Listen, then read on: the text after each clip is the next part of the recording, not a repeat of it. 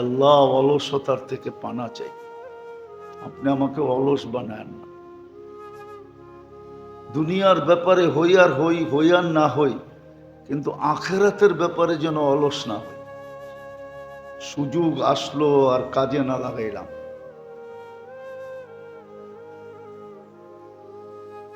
সবচেয়ে বেশি যাদের করা দরকার ছিল ওই সমাজটাই আজকে সবচেয়ে বেশি দূরে। যাদের বেশি করা দরকার ছিল, যারা মধ্যবিত্ত এবং গরিব, মধ্যবিত্ত যারা এবং গরিব যারা, তাদের সবচেয়ে বেশি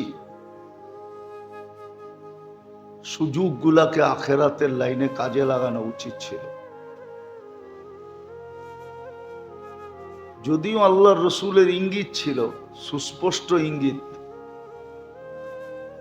আল্লাহর রসুল বলছে সর্বপ্রথম জান্নাতে যাবে আমার গরিব উম্মতরা, সর্বপ্রথম। আর আমি কিয়ামতের মাঝে যাদের মাঝে উঠব, যাদের বেষ্টনীতে আমি কিয়ামতের দিন উঠব, যাদের মাঝে আমি থাকব, আমার চতুর্দিকে যারা থাকবে এরা হলো আমার গরিব উম্মতরা, আমার চতুর্দিকে থাকবে। কিন্তু আজকে যদি দেখা যায়, তো দেখা যাবে বড় আফসোসের বিষয়। আজকে যদি দেখা যায় তো দেখা যাবে গরিবরাই সবচেয়ে বেশি সময়কে অনর্থক কাজে লাগায়। আখেরাতের কাজে গরিবরা সবচেয়ে পিছে, মধ্যবিত্তরা পিছে। অথচ যাদের সবচেয়ে বেশি লাগানো উচিত ছিল এই কথা ভাইবা যে স্কোপ তো আছে, সুযোগ তো আছে, এটা পাই নাই ওটা নিলাম, এটা পাই নাই ওটা নিলাম। যেমন কোনো সময় বলে এই বাজারে পাই নাই ওই বাজার থেকে কিনবো, এই স্টেশনে পাই নাই পরের স্টেশনে যেয়ে উঠবো। গরিবদের জন্য তো ছিল যে এটা পাই নাই ওটা নিমু, আখেরাত নিয়ে নিমু। দুনিয়া পাই নাই তাতে কি আসে যায়। আবার একটু আগেই তো শুনলাম দুনিয়া পাইলেই কি হবে, কবির কথাই তো সত্য হবে। কবির কথা আছে উর্দুতে, ইস দুনিয়া মে লাখো করোড়ো মালি থে। মালি বোঝেন কি? কি মালি কাকে বলে? কাকে বলে? আরে বলেন না, মালিও তো চিনেন না। দেখা দূর মিয়া, ওই যে দেখেন চিনছে, বাগানের পরিচর্যাকারী মালি। মালি আবার আরবি বুঝেন না, ইংরাজি ভালো বোঝেন তো। আরবিতে মালি বললে আবার অন্যটা বোঝাবে, মালি আমার কি হইল। আর বাংলাতে মালি বলে বাগানের পরিচর্যাকারী। তো ইস দুনিয়া মে সংসারটা একটা বাগান। সংসার কি না বাগান না? এটার পরিচর্যাকারীকে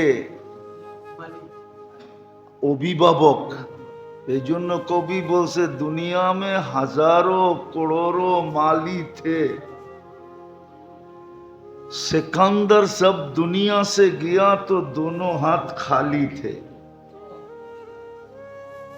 সেকান্দরের মতো বাদশাহ যখন দুনিয়ার থেকে গেছে তো দুই হাত খালি গেছে। মাল তো একদিন আপনার কাছ থেকে চলে যাবে, সব অর্জন হাতছাড়া হয়ে যাবে। আর এটা মনে হয় এই পর্যন্ত শতবার শুনাইছি কিনা জানি না, এই মসজিদে না শুনাইলো সারা বাংলাদেশে শুনাইছি যে মৃত্যুর পরে একজন ফেরেশতা ঘোষণা দেয় জাহাবাতিল আমওয়াল, তোমার সমস্ত অর্জন হাতছাড়া, কিছু তোমার হাতে নাই। সয় সম্পত্তি, টাকা পয়সা, আত্মীয় স্বজন, পদ সদ, যোগ্যতা সুযোগ্যতা, ঠিক না? সব হাতছাড়া হয়ে যাবে। বাকিয়াতিল আমাল, আমল তোমার সাথে থাকবে। তো একদিন তো সব খালি হয়ে যাবে, কিচ্ছু থাকবে না আমার কাছে। উচিত ছিল যেটা যেটা কথার শুরুটা ছিল, যে অলসতা দুনিয়ার চোখে যেরকম নিন্দনীয়, আল্লাহর কাছে অলসতা এর চেয়ে কোটি গুণ বেশি নিন্দনীয়। আল্লাহ সুযোগ দিছে নেই কাজে লাগানোর জন্য, ওটা আবার সুস্পষ্ট ভাবে 5 ভাবে ভাগ করে দিছেন। কয় ভাবে ভাগ? 5 ভাবে। একটু আগেই শুনাইলাম। ওই সুযোগটাকে 5 ভাগে ভাগ করছেন। 5 ধরনের সুযোগ। কয় ধরনের? 5 ধরনের সুযোগ। যাদের সবচেয়ে বেশি কাজে লাগানো দরকার ছিল,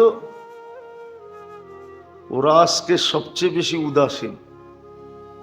যার কারণে আল্লাহ রসুল বড় আফসোস করে বলছিলেন, বড় আফসোসের সাথে বলছিলেন, বড় আফসোসের সাথে, মিসকিনুন ফখুর, আমার হতভাগা উম্মত।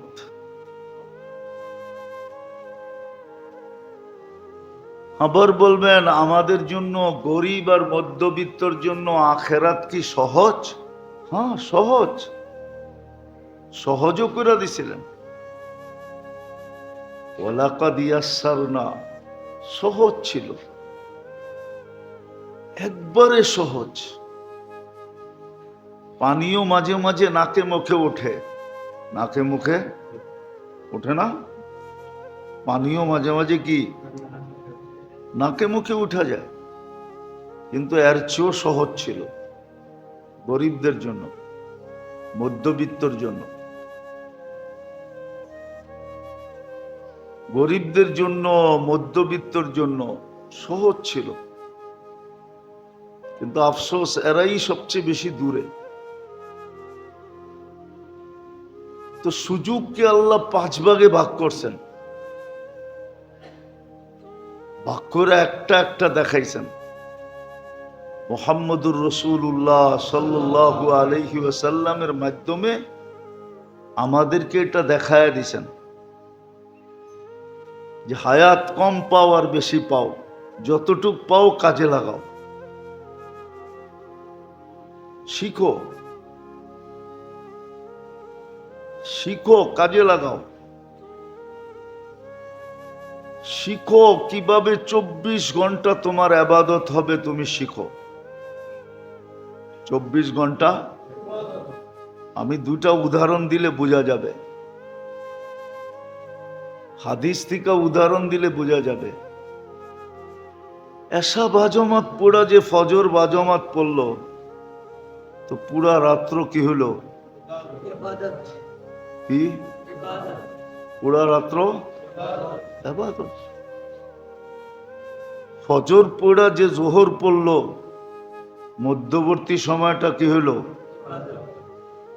জোহর পড়া যে আসর পড়লো, মধ্যবর্তী সময়টা কি হলো?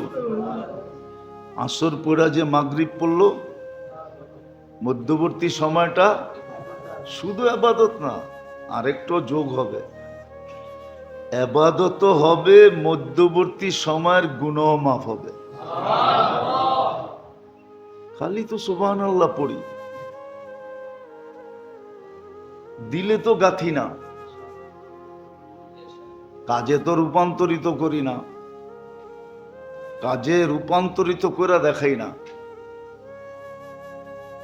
তাহলে উচিত ছিল গরিবদের, মধ্যবিত্তদের আজান হওয়ার আগে মসজিদ ভরে দেওয়ার কথা ছিল, যে এরা সবার আগে ঢুকবে।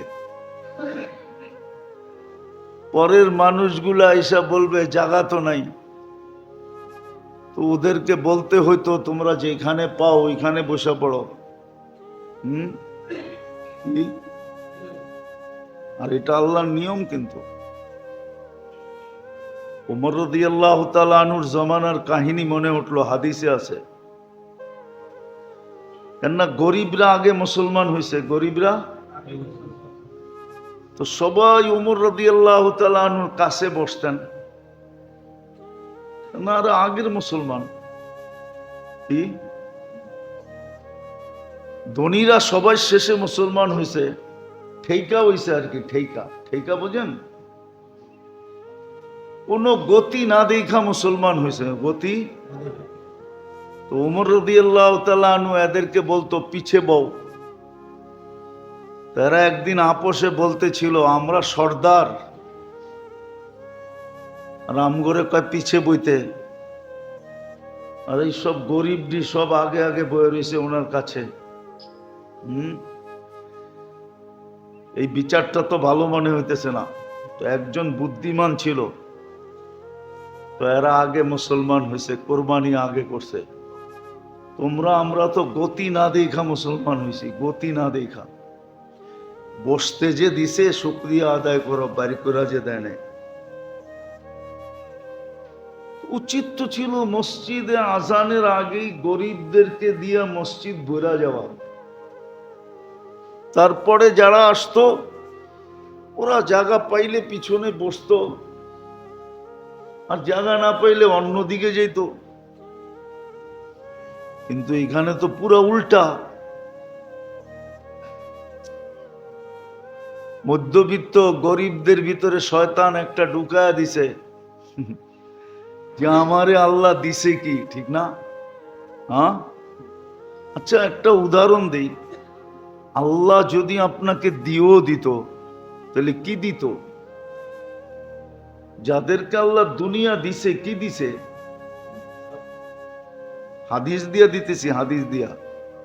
লাউ কানাতিদ দুনিয়া ইনদাল্লাহি তা'দিলু জানাহা বাউদা। সমগ্র দুনিয়াটা সমগ্র সম্পদের সাথে যদি একটা মশার ডানার সমান দাম হইতো, তাও শরীরে লাগানো না, ভাঙ্গা মশার ডানা যেটা শরীর থেকে ছুটে গেছে, ওরকম একটা মশার ডানার সমান যদি দাম আল্লাহর কাছে হইতো, কোন খোদাদ্রোহীকে, নাফরমানকে, বেদিনকে আল্লাহ এক ডোক পানি পান করতে দিতেন না। আপনি তো মানবেন না এটা। আপনার মন তো আপনারা মানতে দিবে না এই কথাটা, হাদিসের কথা। মিশকাত শরীফে এই হাদিস আছে, লাউ কানাতিদ দুনিয়া ইনদাল্লাহি তা'দিলু জানাহা বাউদা মা সাকা কাফিরান শুরবাতা মা। কোন কাফের বেদিনকে আল্লাহ এক ঢোক পানি পান করতে দিতেন না, কোন খোদাদ্রোহীকে না, কোন নাফরমানকে না। তাহলে বুঝা গেল দুনিয়া পাইলেই আপনি কতটুক পাইতেন? একটা মশার ডানা। অথচ জান্নাতের এতটুকু জায়গা, মাউজাউ শাওতিন ফিল জান্নাহ, জান্নাতের ভিতরে এতটুক জায়গা, মাউজাউ শাওতিন ফিল জান্নাহ, জান্নাতের ভিতরে এতটুক জায়গা, এতটুকু জায়গা। ঘোড়া চালাইতে গেলে যে চাবুক লাগে, চাবুকটা রাইখা দিলে মাটিতে যতটুক জায়গা নিবে, অতটুক জান্নাতের জায়গা এই দুনিয়া এবং এর ভিতরে যত সম্পদ আছে সব দিয়েও কিনা সম্ভব না। আপনি কত দুনিয়ার 10 গুণ বড় জান্নাত দিবে। খালি তো সুবহানাল্লাহ পড়ি লম্বা লম্বা, কিন্তু দিলে তো গাথি না, বুঝেও তো আসে না, বুঝেও আসে না, কারো বুঝে আসতেছে না, কারোই বুঝে আসতেছে না। বুঝে আসলে পরিবেশ এরকম কেন হবে, সমাজ এরকম কেন হবে? মুসলমান এরকম কেন হবে? দুর্দশা এরকম কেন হবে? কেন এরকম দুর্দশা হবে যেরকম দুর্দশা আজকে মুসলমানের? তো যেটা বুঝাইতেছিলাম ভালো মতে বোঝেন, কাজে দিবে,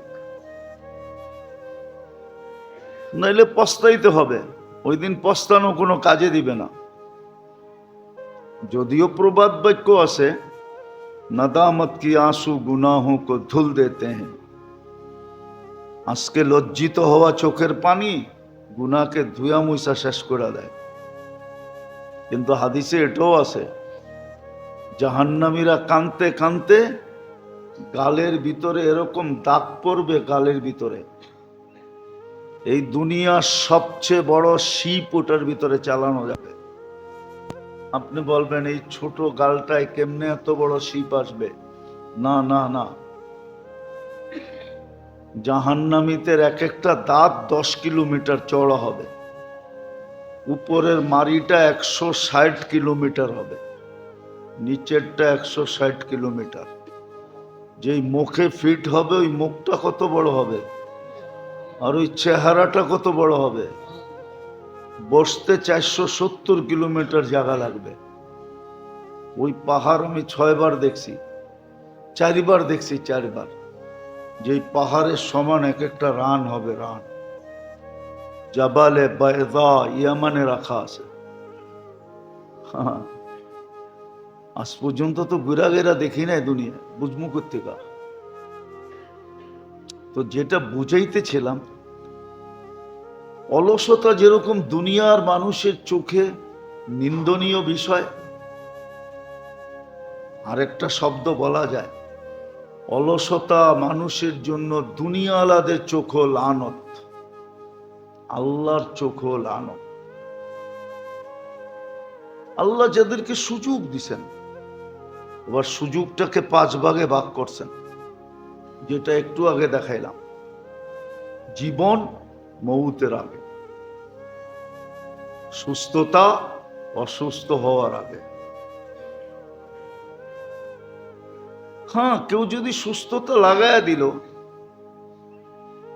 সুস্থতাকে আল্লাহর আখেরাতের কাজে লাগায়া দিছে, অসুস্থ হয়ে গেছে, তাহলে বেনিফিট পাবে, বোনাস পাবে, বোনাস।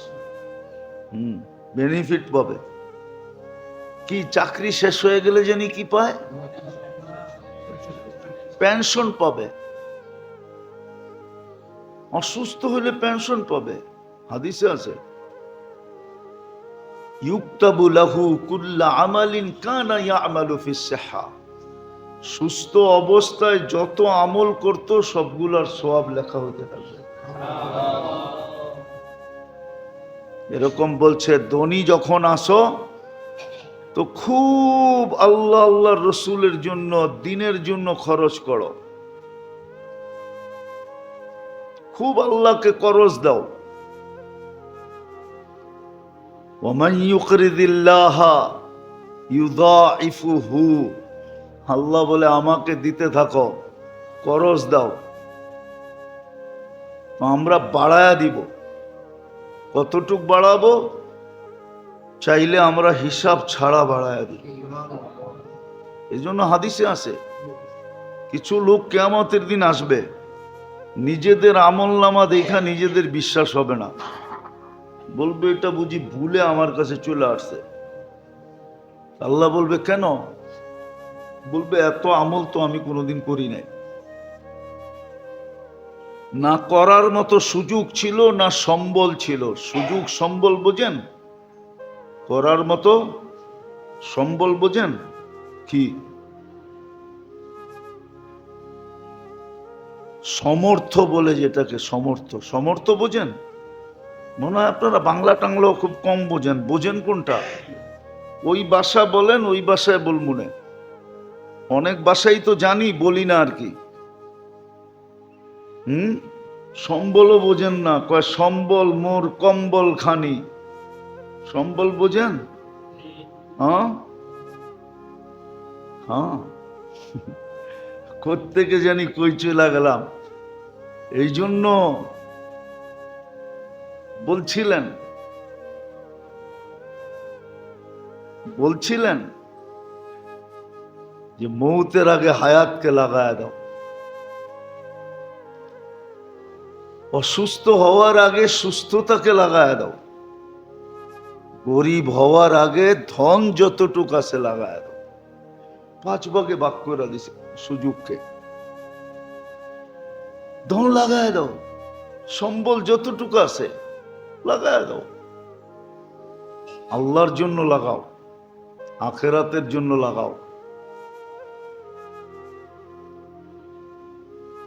বৃদ্ধ হওয়ার আগে যৌবনকে লাগায় দাও। এজন্য হাদিসে আছে যৌবন 40-এর পরে বাটা পড়তে থাকে। কতর পরে? যৌবন উঠতে উঠতে উঠতে উঠতে 40-এ যায়া যৌবন কি হয়? টুমটুমে হয়। টুমটুমে, টুমটুমে বোঝেন? ভরপুর না? এটাও বোঝেন না? আপনাদের তো দেখি অনেক বাংলাই আপনারা বোঝেন না। বাঙালি হলেন কি করে? এই জন্যই তো আমার সমাজের কিছু লোককে দেখি কথার মাঝে মাঝে ইংলিশ কয়। ওরা জানে জাতি বাংলা বোঝে না, জান দিলে কি হইব? ভাষা আন্দোলন করে জান দিয়া ফেলছে, কিন্তু বাংলা বোঝে না। তো টুমটুমে হয় বিলকুল 40-এ। 40-এর পরে বাটার শুরু হইতে থাকে। এই জন্য 40 থেকে বয়সের মূল্য বাড়তে থাকে। বালাগা আরবাঈন, 40-এ যাওয়ার পরে আর 3 রোগ হয় না। কুষ্ঠ হয় না, শ্বেতরোগ হয় না, পাগল হয় না। যদি 40 পর্যন্ত সুরক্ষিত থাকে, 15 থেকে 40 পর্যন্ত সুরক্ষিত রাখে।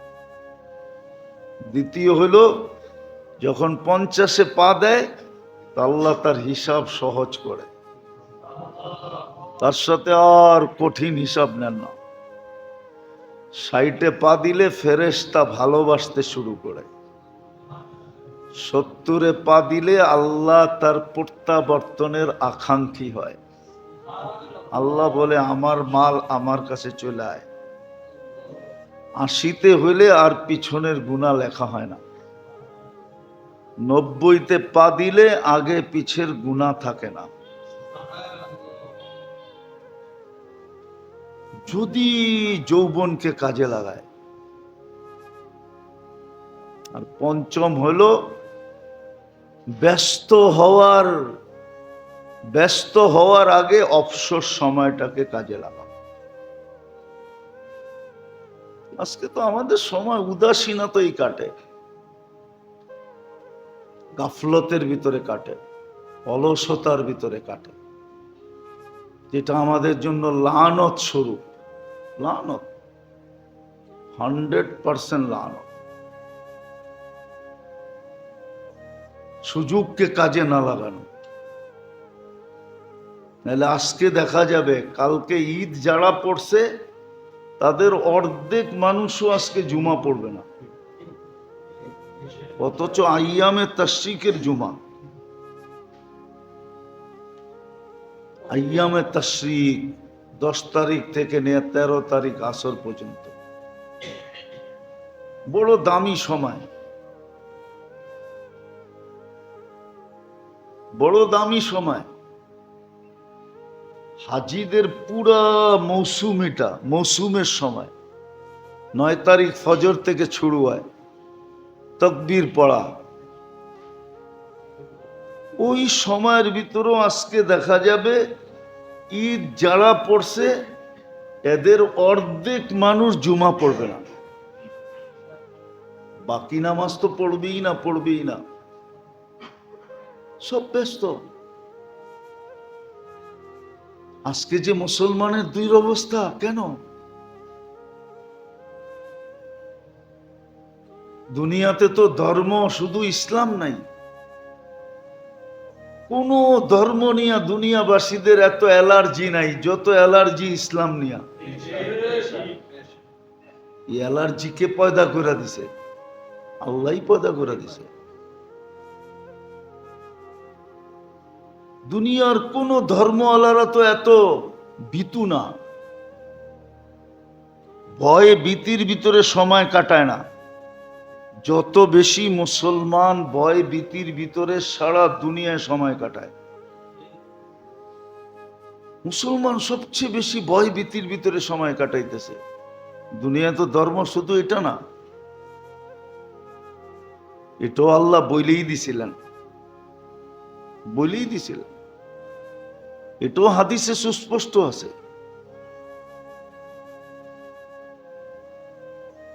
লা উসাল্লিতান্না আলাইকুম, তোমাদের উপরে আমি চাপায়া দিব।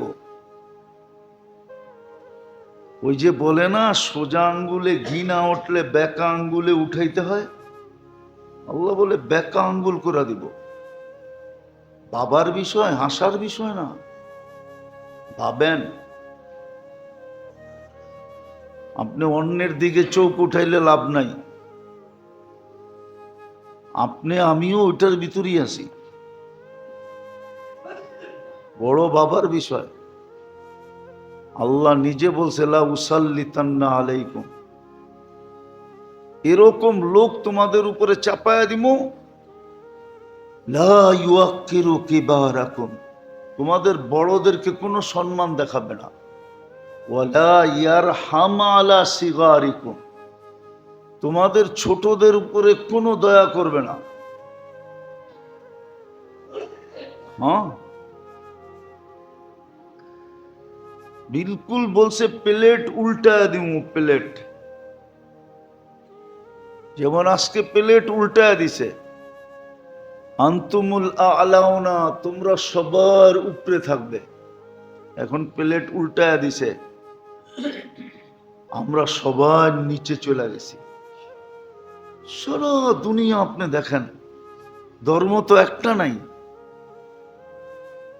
মনোনীত আমি বাদ দিলাম, প্রচলিত ধর্ম তো দুনিয়ায় শত শত।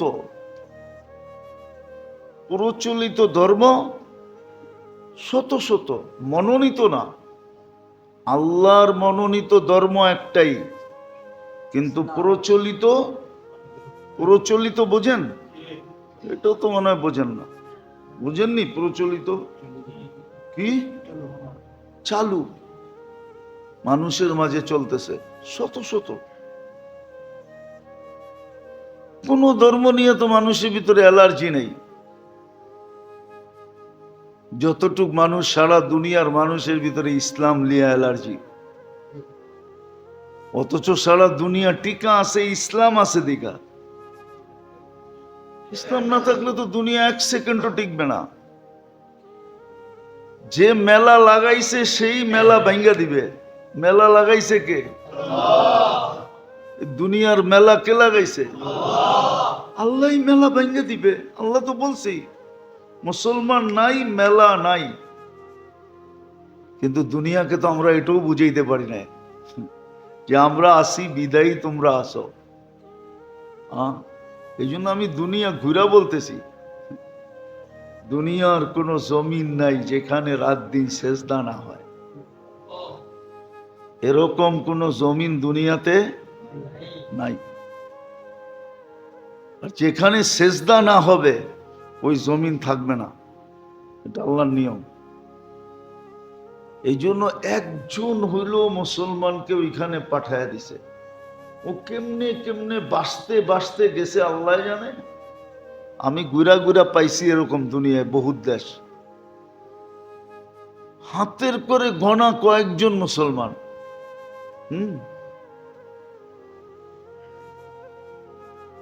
প্রশান্ত মহাসাগরের ভিতরে একটা দ্বীপ আছে, ওইখানে মাত্র 1000 মুসলমান। কত কত?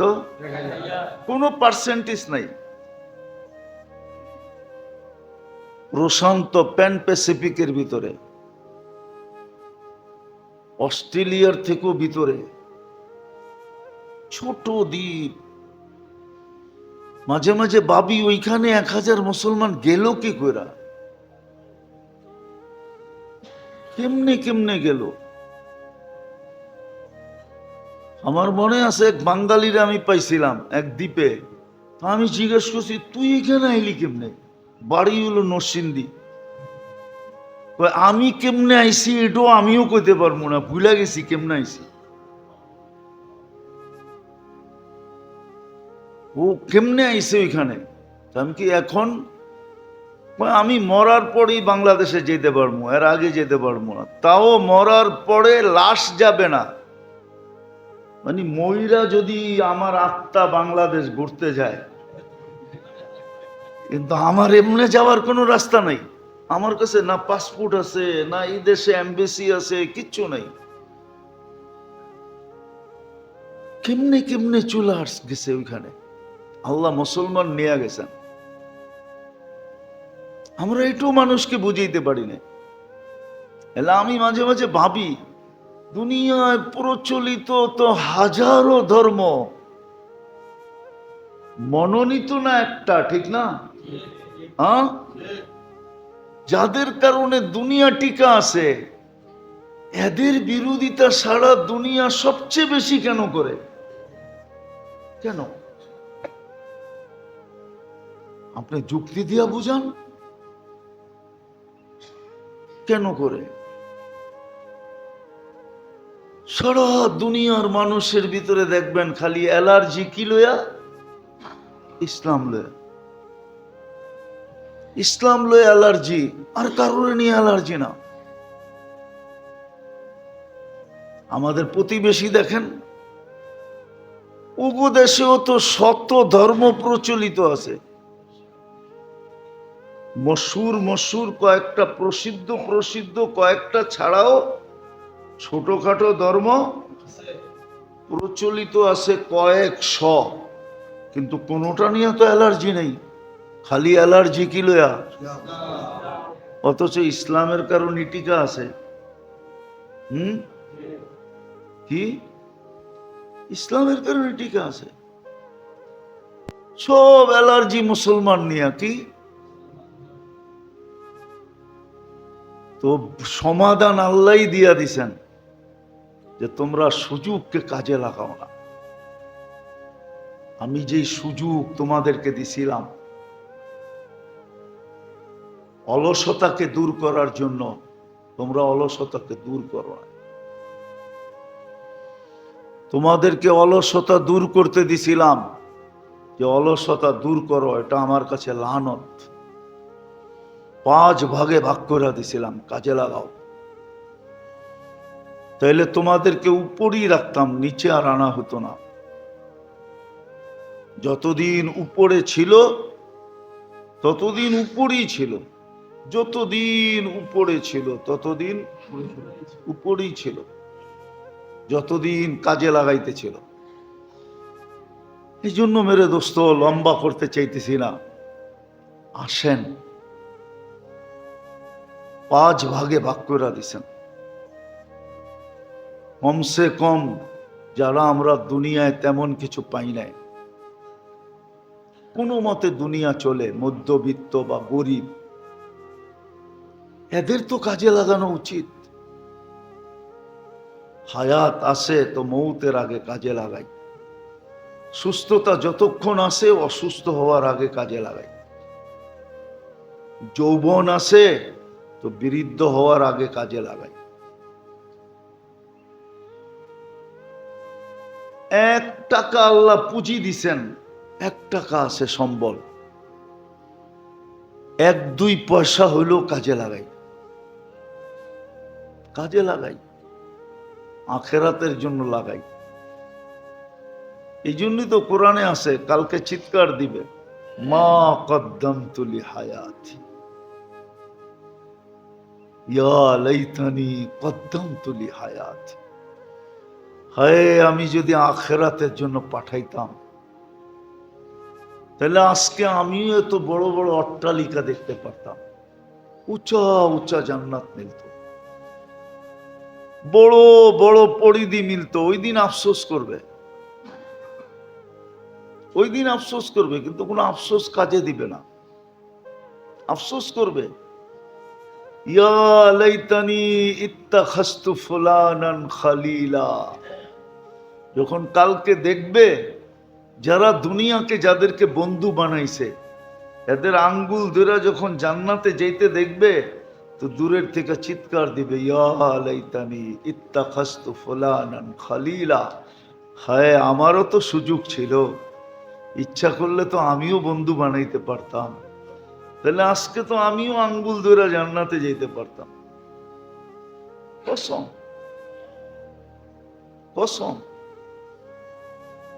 শয়তান ভালো জানে, এই জন্য শয়তান কোন কোন জায়গাগুলাতে অ্যাটাক করলে আমাদের জিন্দেগি বরবাদ হবে ওটা ঠিক মতো করে রাখছে।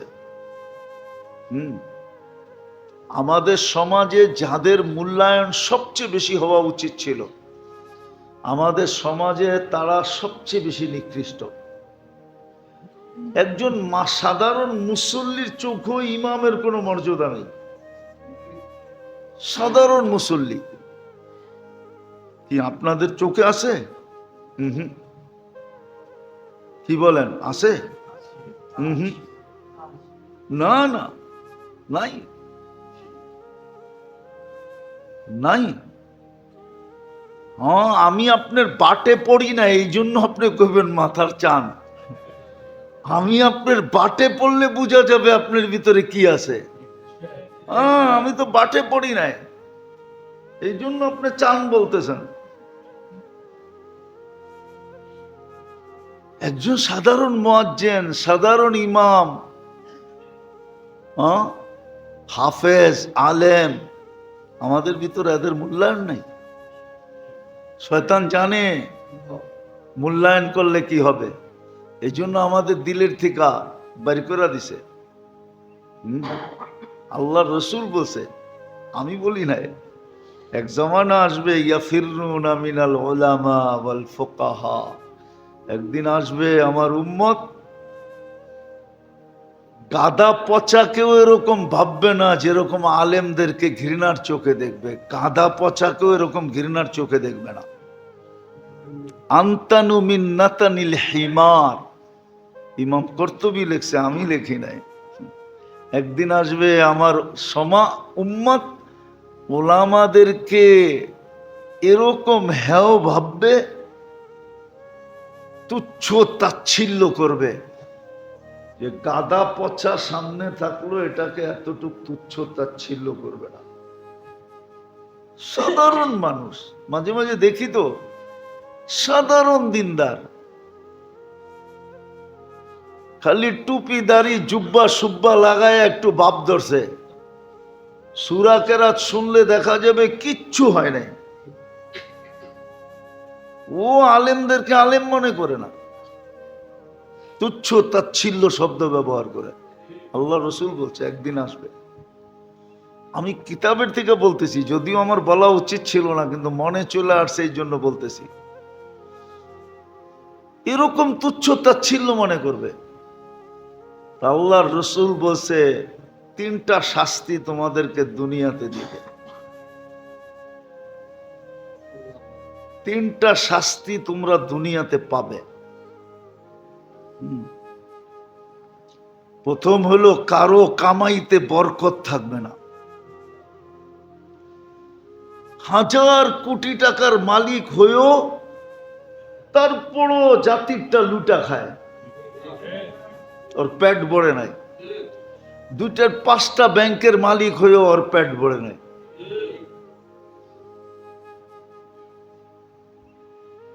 এটাই বলছে, বরকত থাকবে না, কারো জীবনে কোথাও বরকত দেখা যাবে না। ইল্লা মাশা আল্লাহ, হইতে পারে কিছু লোক লুকায়িত আছে যাদেরকে কেউ চিনে না, ওদের জীবনে বরকত আছে। কি আছে? বরকত আছে, ভরপুর বরকত, ভরপুর ভরপুর বরকত আছে, ভরপুর বরকত, ভরপুর বরকত দিছে আল্লাহ। দ্বিতীয় বলছে ইউসাল্লিতু আলাইকুম, তোমাদের উপরে চাপায়া দেওয়া হবে এমন লোকদেরকে যারা তোমাদের বড়দেরকে ইজ্জত করবে না, ছোটদেরকে স্নেহ করবে না।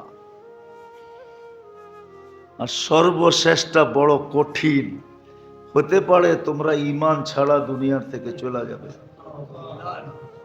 ঈমান হারা হয়ে যাবে।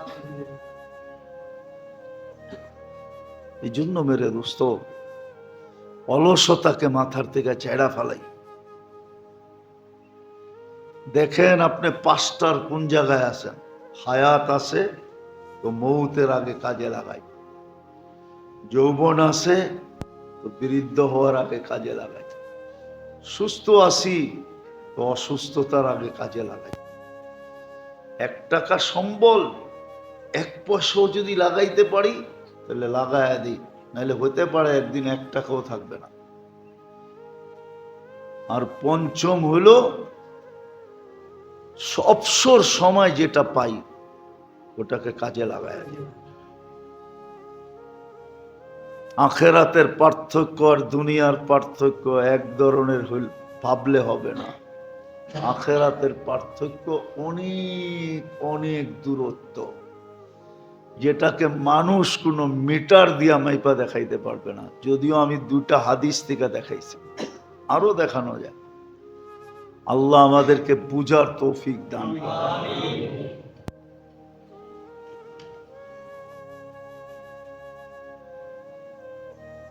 তার আখেরাতের রাস্তাকে সুগম করে, আখেরাতের দারাজাত যেন বলন্দ করে উঁচা করে দেয়, আখেরাতে যেন সে উন্নতি লাভ করে। কেননা দুনিয়ার পার্থক্যতা আর আখেরাতের পার্থক্যতা মিলাইলে এক হবে না, মিলানো ঠিকও হবে না। দুনিয়ায় পার্থক্য ছোট, 100 আর 1000-এর ভিতরে পার্থক্য বেশি দূরত্ব না। 1000-এর ভিতরে লাখ, 1000 আর লাখের ভিতরে দূরত্ব বেশি না।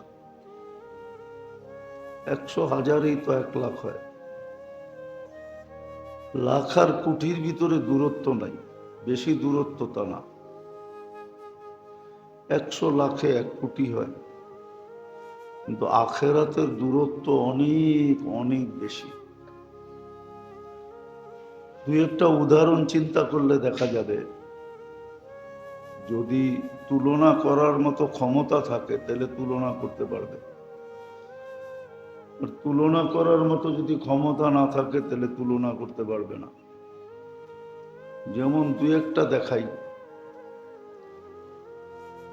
আব্দুল্লাহ ইবনে রাওয়াহা রাদিয়াল্লাহু তাআলা আনহু আধা বেলা দূরত্ব ছিল। ওনার সাথীরা চলে গেছেন সকালে,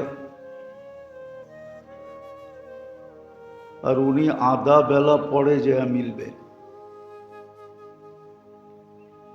আধা বেলা, 1 দিনের অর্ধেক।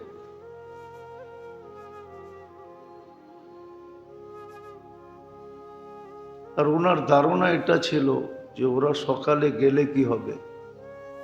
ওনার কাছে যেই ঘোড়া ছিল এটার গতি ছিল ঘন্টায় 70 কিলোমিটার, 60 থেকে 70 কিলোমিটার ছিল। উনি ভাবছেন ওরা এক বেলায়, আধা বেলায় আর কতটুক যাবে, আমি ঘোড়া দৌড়াবো, ঘন্টায় যায় ওদের সাথে মিলিত হব। আল্লাহ রসুল সাল্লাল্লাহু আলাইহি ওয়াসাল্লাম আমাদেরকে বুঝানোর জন্য যখন জুমার নামাজে ওনাকে দেখছেন তো বলছে, আব্দুল্লাহ তুমি? বলছে, আমার কাছে দ্রুতগামী ঘোড়া আছে, আর আমি জানি আমি আর ফিরে আসবো না। শেষ জুমা আপনার পিছনে পড়ে যেতে চাইলাম। ঘরের থেকে বিদায় নিতে নিতে একটু দেরি হয়ে গেছে। আল্লাহ রসুল বলতেছে, তুমি আধা বেলা ভাবতেছো,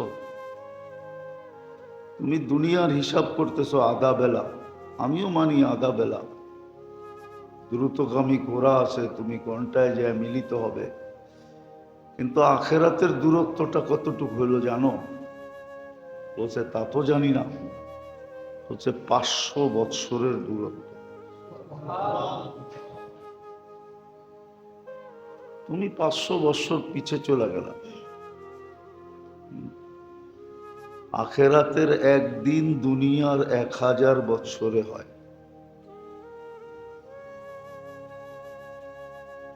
জানি 1000 দিনের আখেরাতের একদিন হয় একদিন, 500 বছর পিছে। এই জন্য আমরা জর্ডানে দেখে আসছি, ওনার কবরটাও এরকমই। জাফর ইবনে আবু তালেব, যায়েদ ইবনে হারেসা রাদিয়াল্লাহু তাআলা আনহুমা, দুইজনের কবর এরকম একসাথে। আর ওনার কবরটা গ্রামের শেষ মাথায় একা।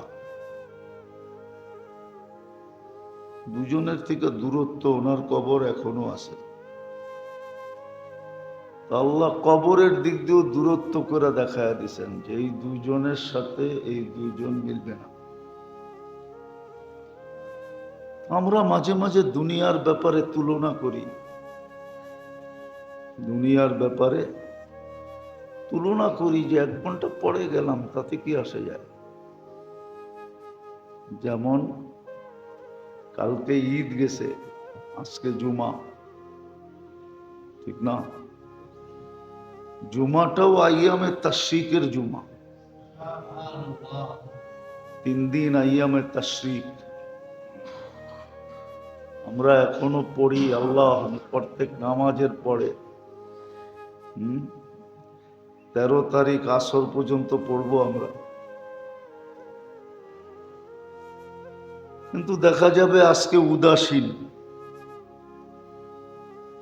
আজকে উম্মত কি উদাসীন, কাজে কামে ব্যস্ত, আত্মীয় স্বজন গোস্ত সুস্থ নিয়ে ব্যস্ত, কাটা কুটা নিয়ে ব্যস্ত, বাঘ বুক নিয়ে ব্যস্ত। আজকে উদাসীন দিন কাটতেছে, ভাবতেছে একদিনের ব্যাপারেই তো, কিন্তু একদিন যে আমার সাথে কতটুক দূরত্ব হবে এই অ্যানালাইসিসটা আমাদের ভিতরে নাই, কসম খোদার। তো এটা তো আধা দিনের দেখলাম, আরেকটা দেখাই। হাদিসে আছে এক সময় জান্নাতে সুমধুর আওয়াজ উঠবে, বাদ্যযন্ত্রের মুসিকি, যেটাকে মুসিকি বলে, বাদ্যযন্ত্রের আওয়াজ উঠবে। তো নিচের জান্নাতীরা ছুটা বাহির হবে যে এত সুন্দর সুমধুর আওয়াজ কোত্থেকে। জিজ্ঞেস করবে এই আওয়াজ কোত্থেকে, বলবে তোমার উপরের জান্নাত থেকে, যে তোমার থেকে 1 দরজা উপরে। জিজ্ঞেস করবে কোনো অনুষ্ঠান, বলছে না, কোনো অনুষ্ঠান হইতেছে না, স্বামী স্ত্রী খাটে বৈশা পাশ পরিবর্তন করতেছে, আর ওই খাটের থেকে এই মুসিকির আওয়াজ বাহির হতেছে, যেটা নিচের জান্নাতীদেরকে ব্যাকুল করে তুলবে। তো জিজ্ঞেস করবে এত বড় মর্যাদা কি করে পাইল? বলবো যে হিসাবে তোমার থেকে সুবহানাল্লাহ 1 বার বেশি বলছে। তো দুনিয়ার পার্থক্যটা আখেরাতের পার্থক্যটা অনেক ব্যবধান, আপনি দৌড়ায় ধরতে পারবেন না। সারা জীবন দৌড়াইলেও ধরা যাবে না। এই জন্য বলতেছিলাম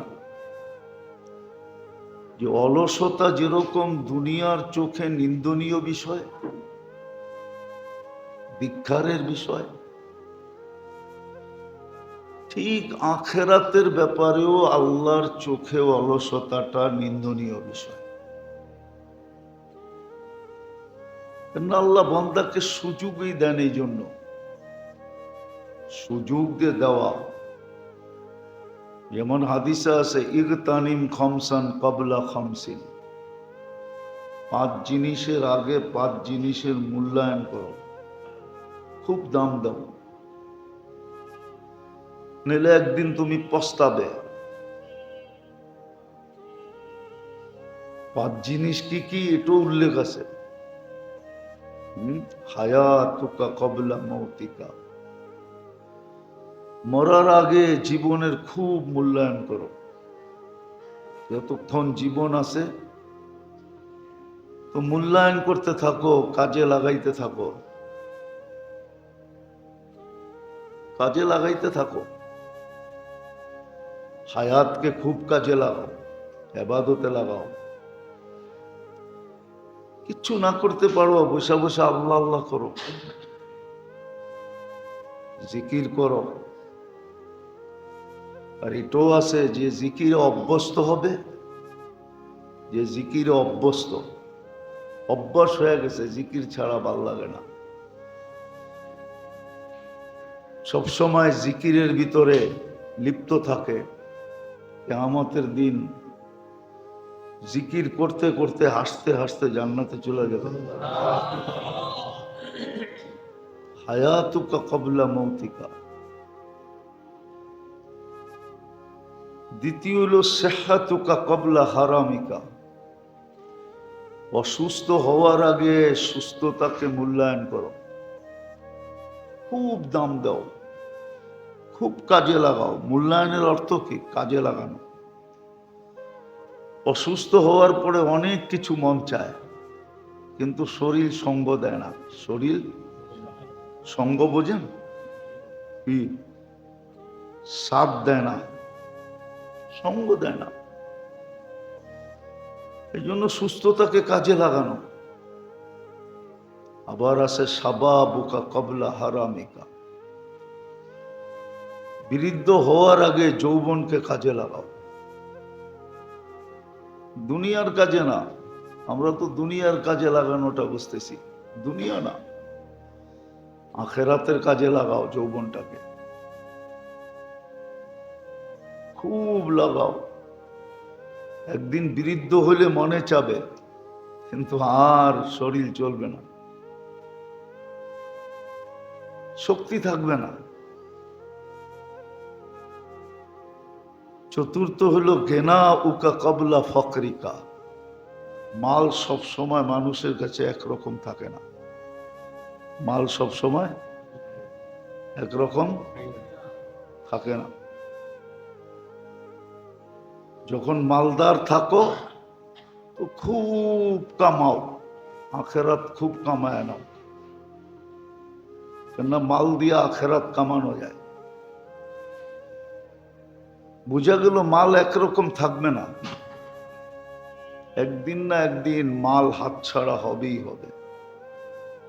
তো বলছে গরিব হওয়ার আগে, বা এটার অর্থ এরকম হইতে পারে নিশ্চয় হওয়ার আগে যতটুকু তোমার জেবে আছে কাজে লাগায় দাও, আখেরাতের জন্য লাগাও।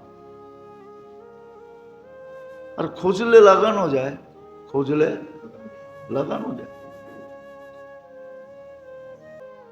খুঁজলে লাগানো যায়, খুঁজলে লাগানো যায়। এই জন্য হাদিসে আছে আল্লাহ সখীকে পছন্দ করেন, দাতাকে আল্লাহ কিন্তু সবচেয়ে পছন্দ করে কাকে জানেন? দাতাকে পছন্দ করেন, কিন্তু দাতার ভিতরেও সবচেয়ে বেশি পছন্দ করেন গরিব দাতাকে। নাই কিছু, তারপরও যা আসে দিয়া দেয়, একে আল্লাহ সবচেয়ে বেশি পছন্দ করেন। দাতা আল্লাহর কাছে পছন্দনীয়। আর সখী আহাব্বু ইলাল্লাহ, সখী আল্লাহর কাছে পছন্দনীয়। কিন্তু আসাদ্দু হুব্বান, সবচেয়ে বেশি ভালোবাসেন কোন দাতাকে? যে গরিব, তারপরও যা আসে তা দিয়া দেয়, একে আল্লাহ সবচেয়ে বেশি পছন্দ করেন। তো ধন থাকতে, ধন মানুষের কাছে থাকে না সব সময়, একরকম থাকে না,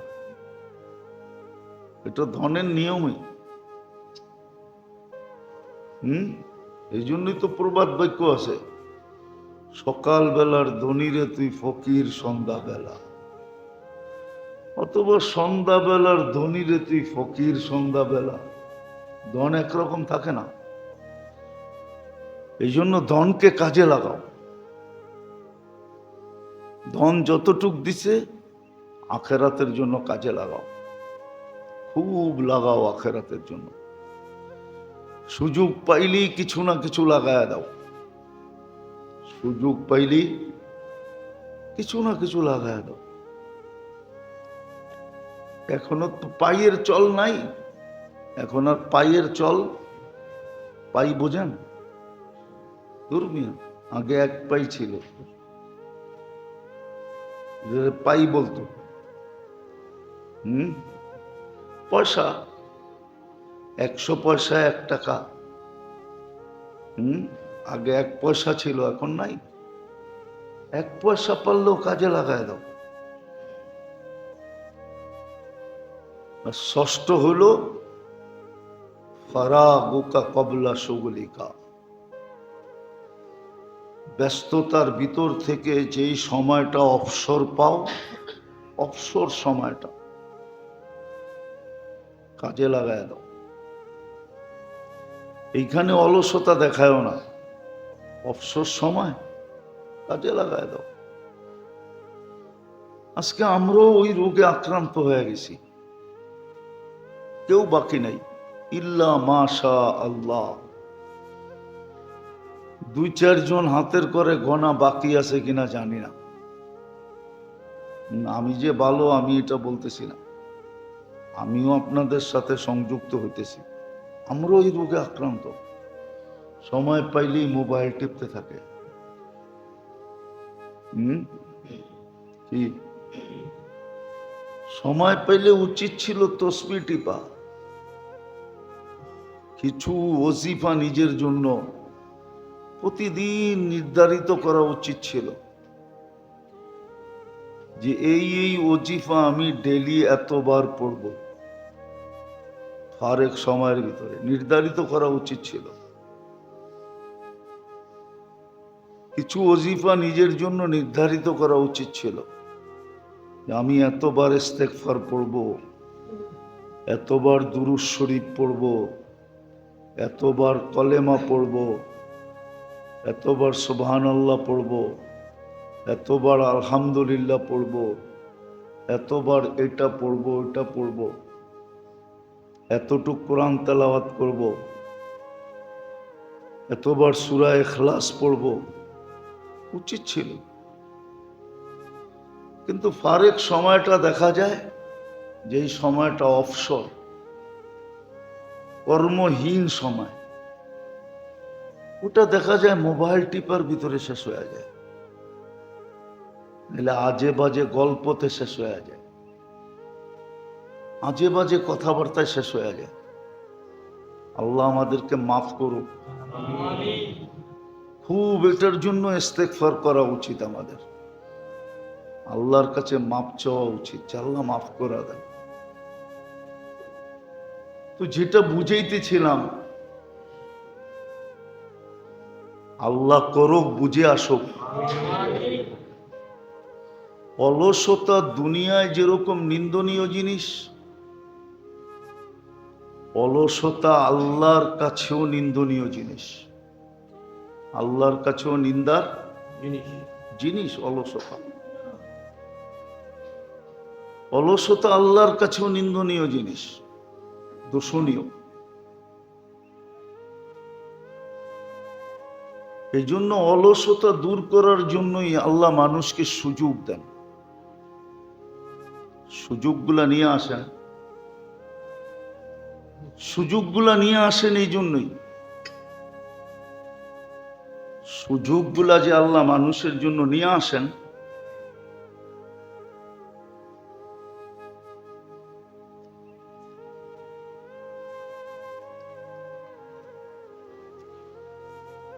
এই জন্যই নিয়ে আসেন যে সুযোগগুলা যেন মানুষ কাজে লাগায়,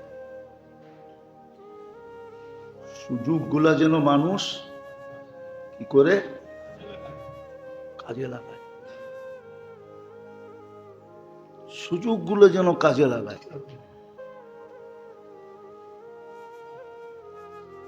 সুযোগটা যেন মানুষ কাজে লাগায়।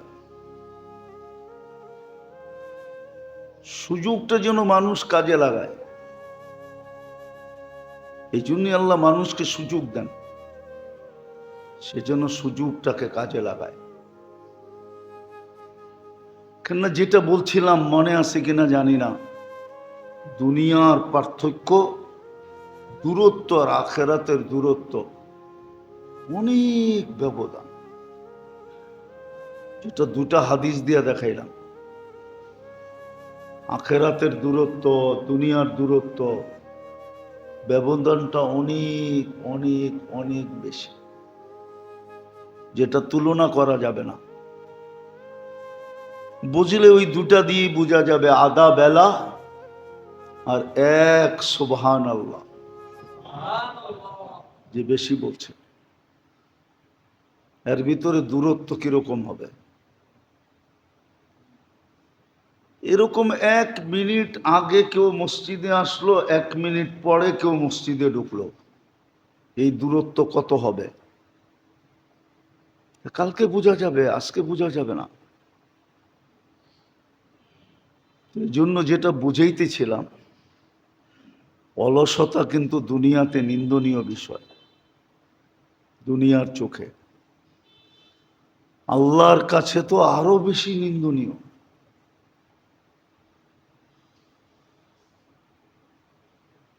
এই জন্য আল্লাহর রসুল অলসতা থেকে পানা চাইতেন।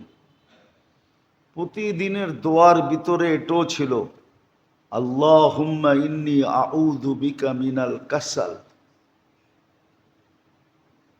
কাসলান আরবিতে বলে অলসতাকে, আল্লাহর রসুল বলতেন আউযু বিকা মিনাল কাসাল,